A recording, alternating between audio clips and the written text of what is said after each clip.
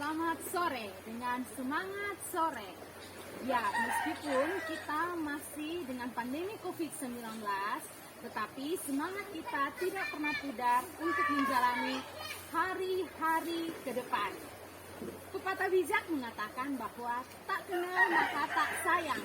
Kalau sudah kenal maka saling sayang. Perkenalkan, nama saya Joyce Yovika Tampani. Teman-teman bisa memanggil saya dengan nama Joyce. Nah teman-teman, hari ini teman-teman akan mendengarkan satu topik yang sangat penting bagi teman-teman. Topik apakah itu? Teman-teman silakan simak penjelasan saya. Teman-teman, sebelum mengawali pemaparan topik saya pada sore hari ini, saya mempunyai satu gerakan simpel untuk teman-teman. Nah, gerakan simpelnya adalah seperti ini teman-teman. Ketika saya mengangkat tangan kanan saya, maka teman-teman silahkan untuk mengangkat tangan kiri teman-teman. Jika saya mengangkat kaki kanan saya, maka teman-teman silahkan mengangkat kaki kirinya teman-teman. Nah, saya mencoba ya teman-teman, seperti apakah gerakannya, ikuti saya. Iya, tangan kiri, ya tepuk tangan. Ya, kaki kiri ya, tepuk tangan. Ternyata teman-teman sangat luar biasa atau antusias mengikuti pemaparan topik saya. Nah, kenapa saya mengambil gerakan simple ini teman-teman? Supaya saya bisa mengetahui fokusnya teman-teman sudah sampai di mana. Apakah teman-teman berada di sini tetapi mungkin fokusnya tidak ada di tempat ini. Teman-teman, ada pertanyaan buat teman-teman. Nah, di sini siapa yang tidak punya masalah? Oke, berarti semua di tempat ini memiliki masalah. Nah, teman-teman, fakta itu menunjukkan bahwa kebahagiaan itu tak selamanya dirasakan oleh manusia. Nah, hal ini tidak dapat dipungkiri bahwa setiap individu atau setiap manusia memiliki masalah di dalam hidupnya atau mengalami tantangan-tantangan di dalam hidupnya.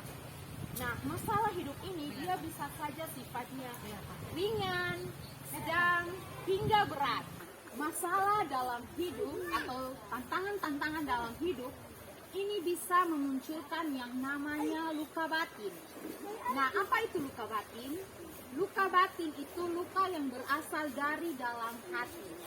Contohnya seperti apa teman-teman? Contohnya itu seperti seseorang yang mengalami kesedihan yang tidak berujung dalam hidupnya. Misalkan dalam kehidupannya sehari-hari, dia selalu merasa sedih tanpa ada alasan. Yang kedua, cemas dalam hidup atau takut menjalani hari-hari hidupnya. Yang ketiga, karena tuntutan dalam pekerjaan atau tuntutan dalam pendidikan. Misalkan seseorang yang harus dituntut untuk menjadi baik, sedangkan kehidupannya hanya di rata-rata saja. Tetapi karena tuntutan pekerjaan ataupun tuntutan pendidikan, ia harus dituntut menjadi lebih di atas dari rata-rata. Nah, hal-hal ini bisa memunculkan luka batin bagi individu. Luka batin ini jika tidak dapat diatasi dengan baik, maka hal terparah yang dapat dialami oleh individu adalah depresi atau trauma.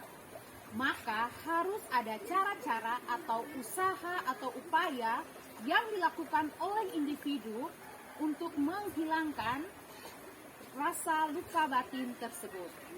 Nah, caranya seperti apa teman-teman? Teman-teman pernah mendengar yang namanya self-healing? Pernah? Oke, ada yang sudah pernah dan ada yang belum pernah mendengarkan yang namanya kata self-healing. Nah, self-healing itu seperti apa teman-teman? Self-healing adalah sebuah proses yang dilakukan oleh individu untuk menyembuhkan luka batin yang diakibatkan oleh berbagai macam hal. Nah, secara sederhananya dapat dikatakan bahwa self-healing adalah penyembuhan atau pengobatan. Nah, ada beberapa cara yang dapat dilakukan individu dalam self-healing. Cara-caranya seperti berikut. Yang pertama, yaitu waktu untuk diri sendiri atau biasa sehari-hari disebut dengan me time. Nah, dalam waktu dengan diri sendiri ini, bagaimana individu meluangkan waktunya dari berbagai kesibukan, aktivitas, pekerjaan yang dilakukan dengan dirinya sendiri. Nah, meluangkan waktu untuk diri sendiri ini berguna untuk kesehatan mental individu, dapat menghilangkan rasa cemas dan membuat individu menjadi lebih berfokus pada dirinya sendiri dan menjadikan individu sebagai pusat dari kehidupan dan orang lain itu hanya sebagai pelengkapnya saja. Nah, cara yang kedua yaitu berbicara dengan diri sendiri. Nah, dalam berbicara dengan diri sendiri ini teman-teman, media yang dapat digunakan adalah kaca atau cermin. Nah, di sini teman-teman bisa melampiaskan perasaan buruk teman-teman terhadap media yang ada seperti kaca atau cermin tersebut. Tiga teman-teman, yaitu menulis ekspresif. Nah, dalam menulis ekspresif ini teman-teman bisa menulis apa saja yang teman-teman alami, teman-teman rasakan dalam hari-hari hidup teman-teman, dan teman-teman bisa menggunakan buku sebagai catatan hariannya teman-teman. Jadi teman-teman menulis apa saja yang dirasakan dan dituangkan ke dalam buku tersebut. Nah, cara ini juga sangat berguna bagi teman-teman dan dapat menghilangkan yang namanya luka batin tersebut. Cara yang keempat yaitu meditasi. Nah, meditasi ini adalah sebuah proses pelepasan pikiran dari hal-hal yang membebani dan mencemaskan individu dalam kehidupannya sehari-hari. Nah, meditasi ini juga dapat dilakukan dalam keadaan santai dan senang. Nah, individu juga bisa melakukannya dengan rileks. Nah, cobalah untuk meluangkan waktu dan meletakkan kaki di tanah, serta mengambil napas dalam-dalam dan keluarkan. Nah, itu adalah cara sederhana dari meditasi yang dapat dilakukan oleh individu di rumah atau di mana saja. Cara yang kelima adalah mindfulness. Nah, cara ini dapat mengelola pikiran dan perasaan yang dialami oleh individu dalam kehidupannya sehari-hari. Nah, mindfulness ini dapat dilakukan dengan sederhana, dengan menutup mata dan menghirup udara segar yang ada di sekitar. Nah, cara ini juga dapat membuat individu untuk berfokus pada dirinya sendiri dan berfokus pada segala pikiran atau perasaan yang dialami.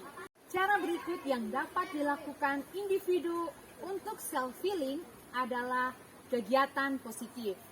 Nah, individu yang merasakan luka batin dapat melakukan kegiatan positif. Kegiatan positif ini seperti memasak, berkebun, jalan-jalan ke tempat yang menurut individu membawa ketenangan bagi dirinya. Dan masih banyak kegiatan positif yang dapat dilakukan individu untuk menghilangkan luka batin tersebut. Nah, itulah cara-cara yang dapat dilakukan individu untuk self-healing. Ada banyak sekali cara-caranya, teman-teman. Jadi, teman-teman bisa memilih cara apa saja yang menurut teman-teman sangat sederhana dan gampang untuk diikuti. Nah, teman-teman, semoga pemaparan topik pada hari ini mengenai self-healing dapat bermanfaat bagi teman-teman. Terima kasih.